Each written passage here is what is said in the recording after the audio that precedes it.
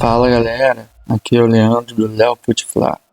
Estamos para mais um vídeo para você ficar por dentro de tudo que acontece com o nosso Mengão Malvadão. Mas antes disso, não se esqueça de se inscrever no canal, ativar aquele sininho maroto e deixar aquele comentário sobre o que achou. Direitos autorais à ESPN Brasil, link na descrição.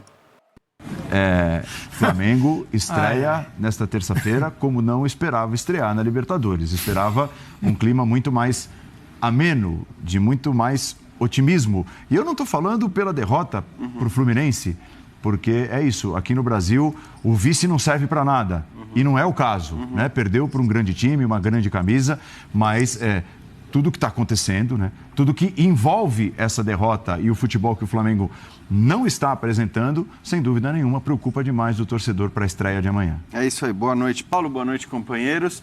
Não, de fato, acho que ninguém imaginava que a gente chegasse nesse momento da temporada com o Flamengo do jeito que está, na situação que está. Esse vice eu até acho que não vale para nada mesmo, né? Uma coisa é o vice da Libertadores, o vice do Campeonato Brasileiro, que não são missões fáceis você chegar a uma final de Libertadores ou ser vice-campeão brasileiro. Tudo bem, você pode discutir se tinha potencial para mais, se jogou o máximo que podia, mas do estadual, realmente, pela diferença de elenco, pela diferença de potencial e olhando para o que foi o jogo, para o que foi o confronto, para o que foi indiscutível o título do Fluminense, eu acho que realmente ali tem uma discussão sobre o momento do Flamengo.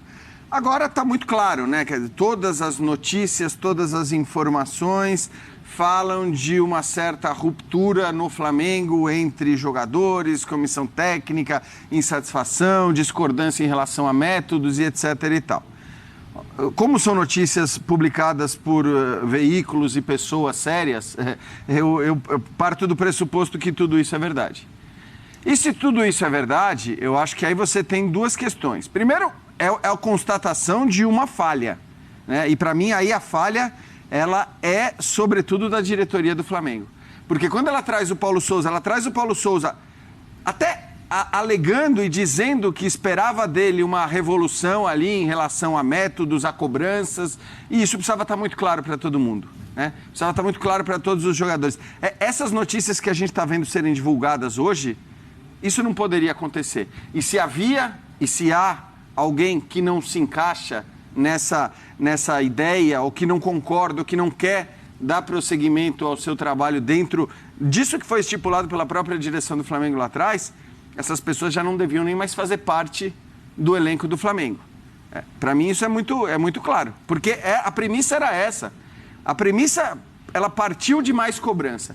Eu não estou tirando as questões ou as responsabilidades do Paulo Souza, porque, de fato, com todos os testes que ele fez, com todo o tempo que ele teve, era para estar jogando mais. Não era para estar voando, mas era para estar jogando mais.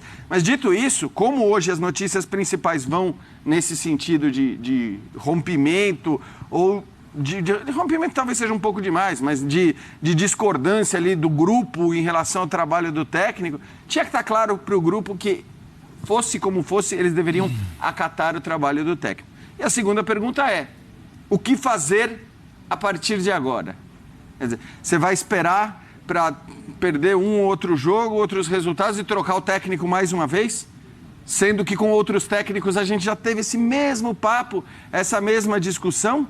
Ou você vai tomar medidas mais duras que vão no sentido da mudança mesmo no elenco? Mais duras que eu digo porque é mais difícil você fazer. Opa! Né? É mais difícil. Você tem que avaliar quem que não pode ficar, quem que não está dentro dos planos, quem que não está se encaixando e tem, evidentemente, que repor essas peças. Então, claro que é mais complicado fazer, mas me parece, pelo que a gente já viu do trabalho com outros treinadores, que esse deveria ser o caminho.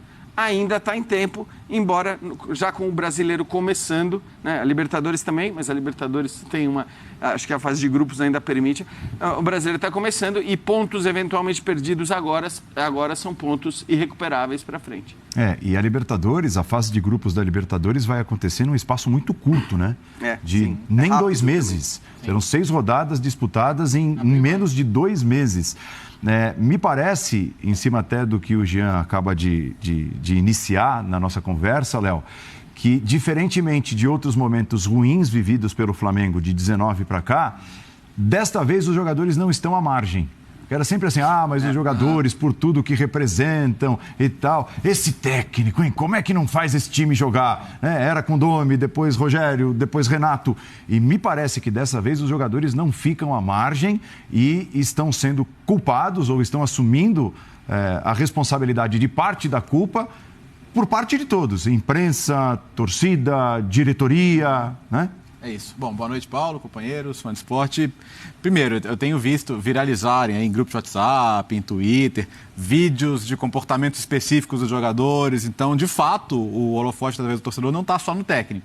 Está também no técnico e concordo com o Jean. A gente tem que entender porque que o Calçade usa uma palavra que eu gosto muito, que é a aderência ao trabalho. Porque essa aderência ao trabalho praticamente não existe nesse momento. Ou seja, a ideia do técnico não está chegando à cabeça nem ao pé do jogador. Isso me parece muito claro, me parece muito evidente.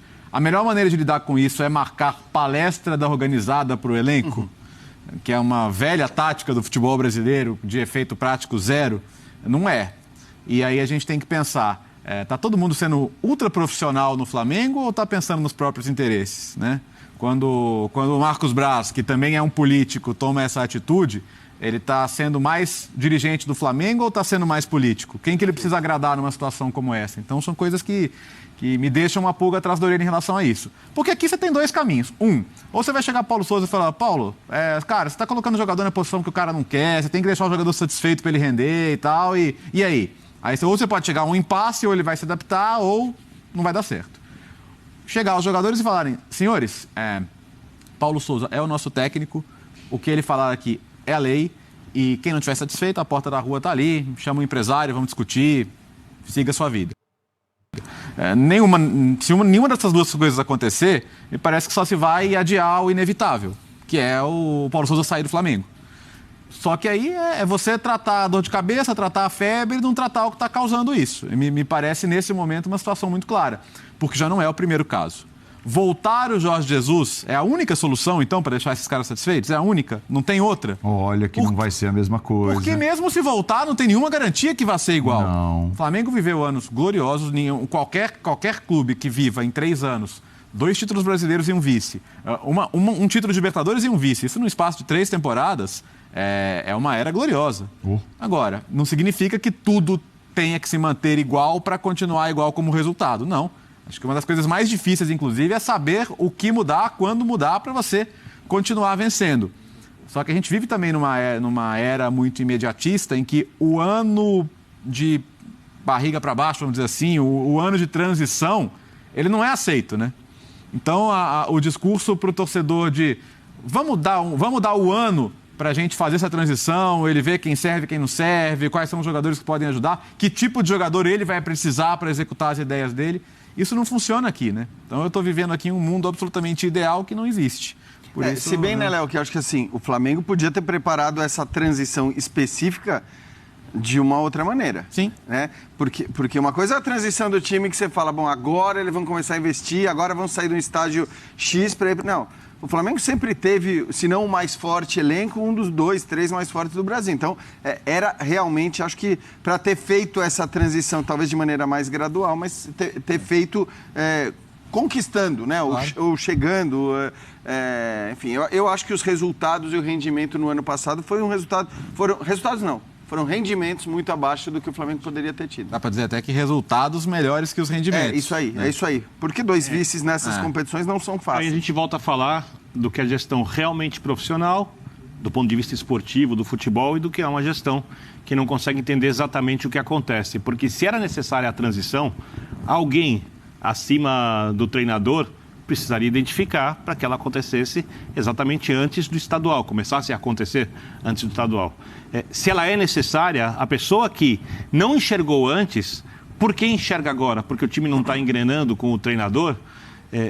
Outra coisa, se algum jogador se sente dono do clube, eu não estou falando que isso aconteça, estou falando que caso um jogador se sinta dono do clube, ponto de não cumprir as ordens do técnico, isso virar um consenso, ou algo de um grupo de atletas porque estão incomodados com a posição em que jogam, ou algo assim, isso também tinha que ter sido identificado antes, porque passaram outros técnicos com os mesmos jogadores e todo mundo sabia que o atual técnico do Flamengo faria coisas diferentes, mudaria alguma coisa no jeito do time jogar, promoveria disputa por posições. A gente fala desde o início da temporada que isso era necessário, porque alguns jogadores estavam muito acomodados ali numa situação muito confortável. Além disso, ele precisa rodar elenco, porque a temporada é desgastante, o próprio Flamengo já sofreu com isso várias vezes, então ele precisa preparar o time para jogar de várias maneiras, com várias formações diferentes, e o elenco do Flamengo proporciona isso, mas parece que alguém não enxergou. Então agora...